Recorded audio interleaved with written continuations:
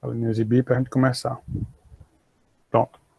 Vamos lá. Então, eu tenho organizado os slides diferentes, mas como o Juan deu a deixa no último slide dele, eu decidi remanejar para que pudesse ter uma sequência lógica entre as temáticas, né, que nós vamos falar hoje. Todas têm, obviamente, mas ficaria mais contínuo.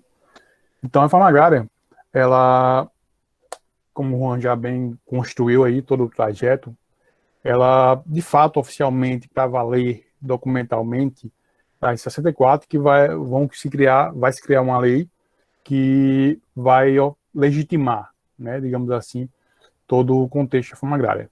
Como o Juan também bem falou, a equipe era muito bem qualificada tecnicamente e em termos de formações. Então, na teoria, era bem estruturada, era uma ideia ampla e abrangente também a nível de Brasil, e buscava, de fato, o melhor, né? Para que fosse proposto a nível de território do Brasil. Então, a reforma agrária, ela é um instrumento de política pública, certo? É um instrumento, ela não é uma política pública em si. Então, ela busca trazer o viés da função social da terra, de fato, que é distribuir e produzir nessa terra, de forma igualitária, consciente, enfim, todas essas nuances mais teóricas.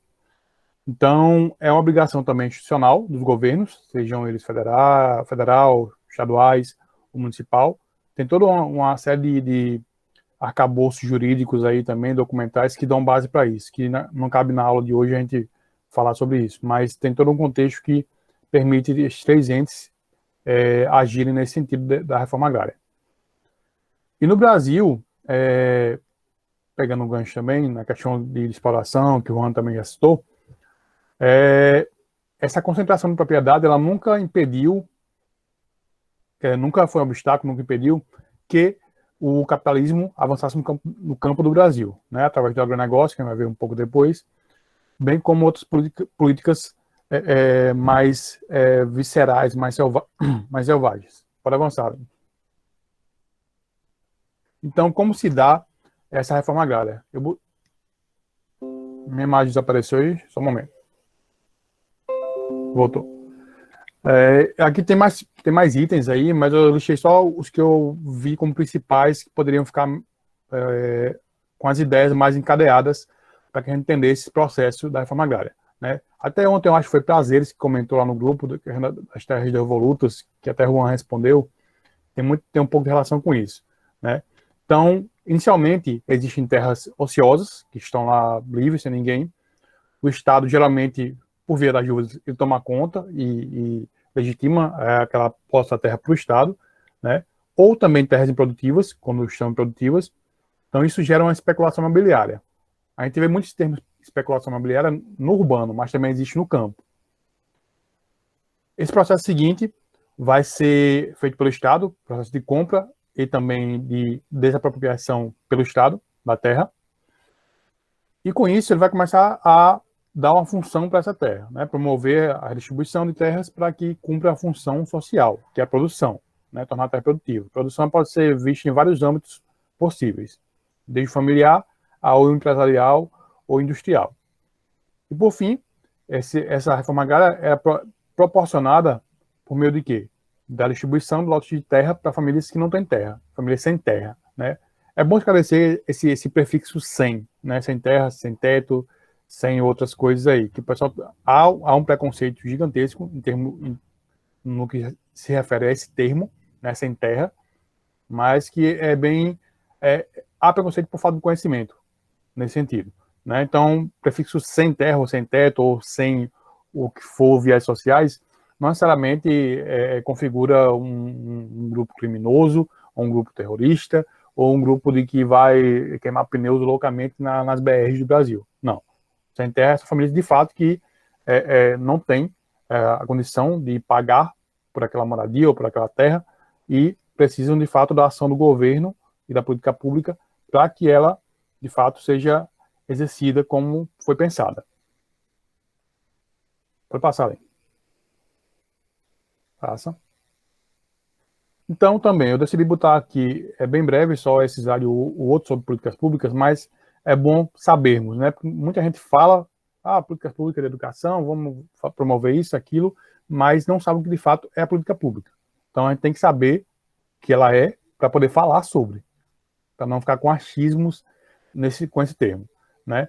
Então, políticas públicas, elas vão ser conjuntos de programas, planos, projetos, enfim, como queiram nomear, e ações que vão ser tomadas por governos nacionais, estaduais e municipais também, certo? Então, todos os três entes, desde municipal, estadual, federal, ele pode elaborar e executar políticas públicas. Algumas são interligadas, outras não. Algumas são originárias de cada ente deles. Então, pode ter a participação direta ou indireta de entes públicos ou privados. As privadas aqui podem ser fundações, entre outras empresas privadas também, que de repente, em um campo específico, queiram atuar ou inserir ou implementar o seu know-how naquela área, né? Um documento, uma pesquisa que foi feita. Então, pode haver essas participações ou parcerias diretas ou indiretas na política pública, né? E elas visam assegurar determinado direito de cidadania por vários grupos da sociedade, né? Ou para determinado segmento social, cultural, étnico ou econômico. Então, ela é abrangente e ela pode ser vista ou implementada ou executada de várias nuances, vários sentidos possíveis. Então, e por fim, para resumir, né? Esse aqui é um resumo, bem resumo mesmo do que é o conceito. Elas correspondem aos direitos que nós temos assegurados na Constituição, né? Educação, saúde, trabalho, enfim, tudo isso visa ser assegurado por elas, pelo menos na teoria, como a gente já falou aqui da forma clara também. Pode passar, hein? Eu fico querendo passar aqui, eu estou com o slide aberto aqui. Então, ela tem todo um ciclo, a política pública tem um ciclo para que seja implementada, ou seja feita, ou seja organizada, certo? Inicialmente, eu vou dar o exemplo do campo, sempre para remeter a esse ciclo. O que se faz no primeiro passo? Identificar o problema, né? Por exemplo, falta terras para famílias em Joncão, né? No bairro da Boa Vista, que é meu bairro, né? Vou dar um exemplo. Então, identifiquei que é isso que falta aqui, para que ela comece a ser pensada, né? Formação da agenda, começa a ver meios de implementar, de pensar, de qual recurso, como eu vou fazer aquilo, como eu vou documentar, quais parceiros vão estar presentes. Então, isso é a formação da agenda, que seria o segundo passo. Formular alternativas. Eu posso prover a terra para quantas famílias? Para 4, para 5, para 10, para 20, para 50, para 100. Então, isso são alternativas que eu posso fazer, de alguma forma, para implementar a política. Tomar decisão. Eu identifiquei a demanda, formei a agenda, formulei alternativas para isso e agora vou tomar decisão. Para quanto de fato, para qual número de pessoas eu vou promover essa política pública. Então, partiu para o outro. Então, o próximo seria o quê? Implementação. É quando de fato a política é implementada naquele território, naquela cidade, naquele estado ou país, certo? Avaliação é como a gente vai avaliar. A avaliação pode ser feita durante o processo da política pública, no caso, antes dela, durante e após. Então, são vários tipos de avaliações que existem, certo? E o monitoramento, por fim, eu vou monitorar ao longo da execução daquela política, se ela conseguiu atingir, de fato, o que eu ou a equipe pensamos, ou não. E com base nisso vão sendo feitas melhorias nela, adaptando, tornando ela mais abrangente de fato. Ok? Aline? Aqui eu trouxe para vocês algumas políticas públicas do campo de fato. Tem algumas aí que vocês devem conhecer e outras não. A primeira delas é o PRONAF. O PRONAF é um programa gigantesco do Brasil. Foi feito lá no ano dos anos 2000 ainda, né, antes de 2010. O PRONAF é o Programa Nacional de Fortalecimento da Agricultura Familiar. Ele é um programa que abrange assentamentos rurais, agricultores como um todo também, pequenos e grandes e médios agricultores, com financiamentos para a obtenção de equipamentos para o campo, tratores, cortadeiras de plantações, ou também no financiamento de cooperativas. Então, é uma política bem grande mesmo, tem uma grande série de recursos que são implementadas. Até o Banco do Nordeste, que a gente está aqui em João Câmara, ele é um agente mediador aí desse recurso. Você tem que, obviamente, não vai chegar e pedir o recurso e vai ter logo na mão. Tem que ter todo um processo, documentação, de comprovação de fato que você é agricultor, que tem todo aquele contexto, para que o recurso seja liberado ou não para você. O PAA, que é o Programa de Aquisição de Alimentos, também, isso aqui é bem mais comum porque tem em todos os municípios do Brasil. As escolas, elas devem, a escola também, outros órgãos públicos, eles devem adquirir uma porcentagem no caso de recursos ou de produtos da agricultura familiar no município, que, se eu não me engano, são 30%, que é aquele órgão ou a escola, geralmente são escolas, como eu conheço mais, que vão obter isso, né? Obter esse produto para que seja consumido na escola. O Pronera, que é um programa também bem abrangente, já foi mais no caso, mas ainda está em execução, é o Programa Nacional de Educação na Reforma Agrária. Então, muitas coisas que a gente vê, escolas no campo, políticas de equiparação das escolas no campo também, criação de telecentros no campo. Então, tudo isso é fruto do Pronera. O Pronera é muito abrangente nesse sentido e conseguiu, e ainda consegue, mesmo que em menor escala, chegar a essas áreas rurais e promover um pouco de educação mais digna nessas áreas. Aqui eu falei só de governo, né, até agora. Mas eu botei um aqui também para poder sair um pouco disso. O ASA é uma rede de cooperação civil, né, sociedade civil como um todo. É uma rede que em 20 anos, ela fez 20 anos em 2015, se eu não me engano, ela promoveu a criação daquele programa de cisternas, né? O governo Lula, na época, promoveu a expansão e o ASA, eles foram um importante parceiro, um mapeamento de famílias que precisavam daquilo. Vocês vão ver, eu acho, nas áreas rurais, que tem muitas aquelas cisternas bem grandes mesmo, que faz parte do programa 1 milhão de cisternas. Ainda hoje está em execução ainda, em algumas áreas, mas o ASA, nesse sentido, ele foi um parceiro muito grande em termos de identificação, de ajuda às famílias também, para que conseguissem ter acesso a esse benefício ou a esse recurso, né, eu diria assim, hídrico para a sua casa ou para a sua região. Já a Penater é botei aqui existem inúmeras, eu botei só 5 para ilustrar. Penater é a Política Nacional de Assistência Técnica e Extensão Rural. A gente tem aqui um exemplo básico, é a Emater, fica aqui na BR, perto daquela escola estadual Monsenhor, né, Monsenhor Lucena, que foi desativada. Então, o prédio da Emater aqui, então a Emater é só um dos braços mais locais dessa política. Ela tem órgãos como a Embrapa, que é o nacional, tem a Emater estadual e tem os órgãos municipais, que seria a Secretaria de Agricultura, que seria o braço mais local de fato. Mas ambos, no caso os três, agem em conjunto aí em termos de financiamento, de recurso e de benefício à população. Vai passar aí.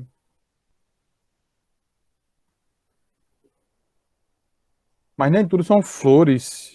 Só um momento aqui. Não tá aí, não. Enfim, nem tudo são flores nesse sentido, né? Nos últimos anos, esses programas, eu peguei só 2 aqui para ilustrar, mas esses programas, eles vêm tendo vários tipos de corte. Ainda depende do governo, independe de fatores, né? Tem os arroxos que se tem dentro dos recursos nas leis federais, acabam contribuindo para isso também, né? Estaduais, em certo ponto. Então, aqui na parte de cima, né, são os dados de corte de programas, no caso no PAA, que é o Programa de Aquisição de Alimentos. Então, você tinha em 2015, que é a maior barrinha, cerca de quase 35 milhões de reais que eram investidos nesse programa. Já em 2018, a última barrinha, a última setinha, você vai ter um corte muito grande de cerca de 57%. Baixou para 5 milhões apenas. Isso. Então, é um corte muito brusco que existiu e vem persistindo ainda hoje, que faz com que o programa não consiga atingir tudo que deveria de fato, né, ao longo prazo. Já no gráfico de baixo, o Pronera. A gente viu que é o Programa Nacional de Educação na Reforma Agrária. Então, em 2015 também você tinha um recurso parecido com o PA, cerca de 32 milhões e meio, e em 2018 esse recurso foi um corte bem maior, 20% maior, acho. 20% maior que o do PA. O corte foi de 78%, quase 79%.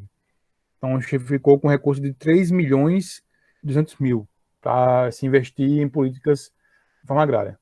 Aí isso vai variando, de estado para estado, é no federal, então há variação, mas os cortes são muito grandes nas políticas. Então, existem as políticas públicas para o campo, na teoria são muito abrangentes, inicialmente foram muito abrangentes e muito impactantes de forma positiva, mas nos últimos anos, eu boto aí nos últimos 8 anos mais ou menos, elas vêm sofrendo cortes muito severos e vem deixando algumas populações, algumas regiões também, sem o respaldo que deveriam ter das políticas.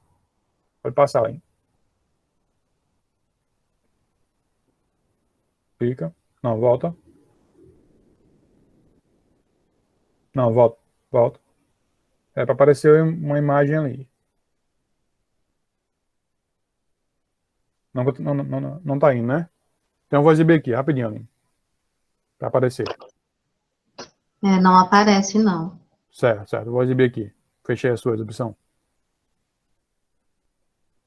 Deixei aberto aqui já para... Ó, aparece ali, mas não aparece aqui, né? Quando a tela tá normal, não aparece. Deixa eu ver aqui.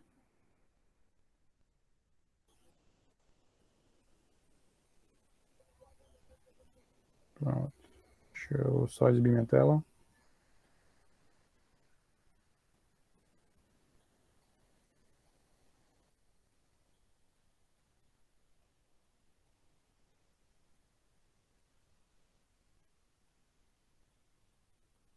Aparece tudo para vocês? Os nomes do lado esquerdo? Parece sim. Não, beleza, então. Vamos lá. Então, falamos um pouco da reforma agrária como um todo, que é a política mais abrangente, política pública. Falamos sobre política pública na essência e alguns que estão presentes no campo com maior força. E faz necessário também conhecer um pouco do que é agricultura familiar e agronegócio, para encadear direitinho e chegar no que o Romulo vai tratar de forma bem linear, né, contínua. A agricultura familiar, como o nome já diz, é familiar, de fato. Ela funciona como uma produção de subsistência, para que a família produz para o próprio consumo, e o excedente é vendido em feiras, é vendido em cidades próximas ou em feiras agroecológicas, né? Seria o âmbito mais conceitual dela. Então, ela é feita em pequenas propriedades, como a ideia já dá, né? Produção de alimentos como arroz, feijão, mandioca, milho, até frutas também, melancia, mamão, entre outros. Então, é uma produção pequena para casa ou para uma família e com o seu excedente sendo vendido para fora, né? Em feiras ou em outros momentos também. Então, tem um baixo custo, baixo uso de capital e tecnologia, né? Então, vão ter regiões que vão ter um pouco mais de investimento nesse sentido, familiar, outras não. Então, há um baixo uso de capital e tecnologia e também se reflete na baixa produtividade. A produção, como eu falei, é pequena para uma família ou para uma comunidade de pequeno porte. Então, elas produzem para eles comerem e revenderem posteriormente em outros momentos, certo? Apareceu aí tudo? Os nomes da esquerda? Deu um ok, não estou vendo nada aí. Sim, normal. Beleza. Então vamos lá. Então falamos de familiar, assim, de forma bem breve, o conceito é bem mais amplo que isso. Agronegócio. O Juan falou lá atrás já um pouquinho, pincelou, também vai dar um pouco no que é o agronegócio. Também de forma bem breve, objetiva. Aqui o conceito é maior que isso. E também as nuances, os impactos são bem mais abrangentes. Então vamos pincelar um pouco aqui nesse momento. Então, diferente da agricultura familiar, o agronegócio ele tem uma aplicação de capital e tecnologia altíssimo, altíssimo mesmo. Investimentos aí são gigantescos nesse sentido. Para você ter uma ideia, o agronegócio no Brasil, se eu não me engano, os dados mais recentes, ele é responsável por basicamente 28% do PIB do Brasil. Então, aí um quarto do PIB do Brasil vem do agronegócio. A produção então é muito grande, o impacto é gigantesco em termos de economia. Economia O agronegócio tem uma relevância muito grande. Em outros aspectos também, vai ver daqui a pouco. Elevada produtividade comercial, né? O agronegócio ele é pautado muito nos grandes complexos agroindustriais, principalmente no sul do Brasil e centro-oeste, tendo áreas do nordeste, também sudeste, mas a maior força dele vem do sul, chega no centro-oeste e pincelando no norte do Brasil, entrando um pouquinho em Tocantins e aquelas regiões, mas a maior força é sul e centro-oeste do Brasil. Então você vai ver muita produção ali em grande escala nessas duas regiões. São empresas rurais, né, que eu já falei, os complexos agroindustriais, grandes empresas de vários ramos possíveis dentro do agronegócio. O trabalhador aqui, se ele não for bem qualificado, não tiver uma capacitação assim, em grande escala, especializada, ele vai ser temporário, né, a não ser quem tem conhecimento de formação de forma abrangente vai conseguir se fixar por aqui, né, nesse agronegócio. Por quê? Quase tudo é mecanizado. Então, eu preciso de alguém que saiba mexer numa máquina, que saiba gerenciar um software que vai medir os índices de avaliação da produção, e basicamente é isso, né? Nas empresas. Tem mais cargos específicos, mas eu estou no exemplo mais básico.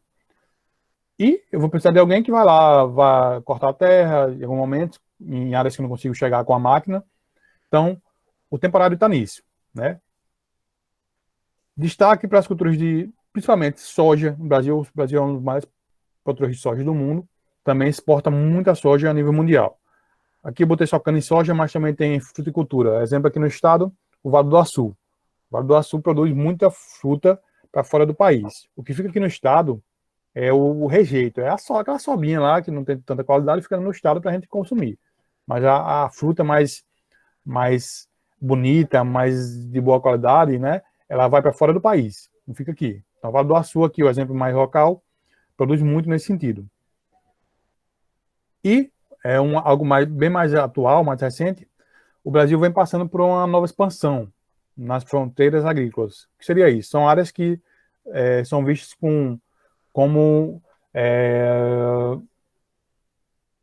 territórios de expansão, com novos produtos, seria uma nova onda de crescimento do agronegócio, né? Ela é chamada de Matopiba. Por que Matopiba?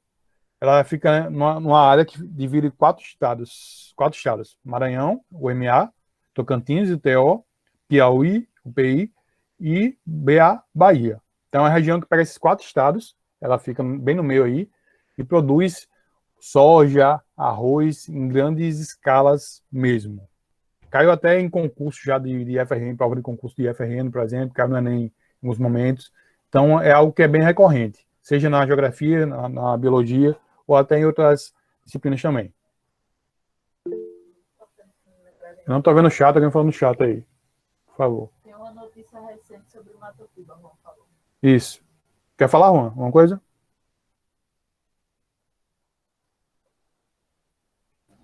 Não, eu vou colocar o link para a galera depois Pronto, acessar. pronto. Beleza. Então, você vê aqui, vocês veem no mapa, a parte em verde seria a produção, onde já vem sendo historicamente as áreas de produção do Brasil, né? Agrícola, do agronegócio. Você vê aqui o sul do Brasil todo, parte do sudeste, centro-oeste todo e parte do norte também, subindo as setinhas aí. Já em amarelo seria o que a gente falou agora, a Matopiba, que é a região de expansão, a nova fronteira agrícola do Brasil. Certo? Pega os 4 estados também nessa região. Então ela, atualmente, nos últimos 5 anos, e vai continuar sendo, nos próximos 5 ou talvez 10, uma região de grande expansão e de grande crescimento agrícola do agronegócio, né? Também tem os impactos ambientais, tem impactos sociais, que aí são para um outro momento que a gente poderia debater isso. Até o Rômulo vai pincelar um pouco sobre isso também. Não da Matopiba, mas esses impactos, geralmente, que os movimentos sociais, eles combatem muito. O mapa aqui eu peguei só para ilustrar um pouco para vocês. Tem dois produtos, que seria a cana-de-açúcar, em amarelo, não, no caso a soja, em amarelo e laranja e vinho, e em verde você tem a cana-de-açúcar, verde, azul e roxo, né? Vejam na parte esquerda, seria a soja, amarelo. Você vê em 73, onde se concentrava, sul do Brasil, uma parte do sul, parte do sudeste, centro-oeste. Em 90 isso já foi aumentando, se consolidou no sul do Brasil, foi crescendo para centro-oeste, chegou parte do nordeste, norte e sudeste também. Em 2000, você já tinha uma expansão bem maior, já em mais partes do norte do Brasil, que antes não se tinha nenhum tipo de atividade agrícola de grande porte. Em 2014, você tem consolidada no sul, centro-oeste, parte do sudeste, parte do nordeste e parte do norte. Então, ela conseguiu chegar nas 5 regiões do Brasil, de alguma forma, essa produção de soja. Já a cana-de-açúcar, que é no outro lado aí, à direita de vocês, a parte verde, 73, ela já estava em todo o Brasil, porque é uma produção histórica, né? O Juan já falou no início. Então, ela já tinha uma consolidação em várias áreas do Brasil. Em 90, ela vai se espalhando ainda mais, e no caso, em áreas cada vez maiores. Em 2000, basicamente todo o Brasil vai estar ocupado, né, em termos de produção de cana-de-açúcar, em pequenos territórios e em latifúndios muito grandes também, que seria essa parte mais roxa aí, mais escura. Em 2014, você vai ter cana-de-açúcar bem presente no centro-oeste, sudeste e sul do Brasil, que é essa parte mais escura aí, azul e roxa. Pronto, vocês ouviram Paulinha no meu fone aí, então o Juan tá botando os links aí para vocês no chat. Eu não estou vendo vocês, porque eu estou exibindo. Então, basicamente, só para exemplificar um pouco dessa expansão dessas culturas no Brasil. Aí eu pergunto para vocês, a gente vê muita propaganda na Globo, em outros canais, que o agro é pop, né? Será que é? Você vai ter uma ideia, por exemplo, em 2016, pesquisas aí, registro, no caso, de conflitos e de ativismos do meio ambiente, também na terra, no mundo, comprovaram que o quê? O Brasil foi a região, no caso, o país que mais matou ativistas no mundo, né? Isso vai ter uma ideia. Como isso é recorrente. O agro, ele é pop para quem tem dinheiro, para quem tem recurso para investir e para quem tem terras em grande escala. Mas para quem não é, para quem combate isso, quem combate os impactos sociais, ambientais, os avanços que são avanços meio selvagens, muito selvagens, agressivos, que chegam em alguns pontos, então acabam sendo ou mortos ou escanteados pelo poder econômico que o agro tem no país. E para encerrar, só para linkar já com o que o Rômulo vai falar daqui a pouco, que é isso, né? O agro, ele vem consumindo, por mais que seja uma atividade econômica de grande rentabilidade para o país, ele ainda assim ele é muito agressivo, é selvagem, é visceral em várias regiões do Brasil. No norte do Brasil, principalmente no Nordeste, eles são muito agressivos aqui, pelas mortes, pelos conflitos que são causados e pelos impactos muito grandes que são recorrentes por aqui, certo?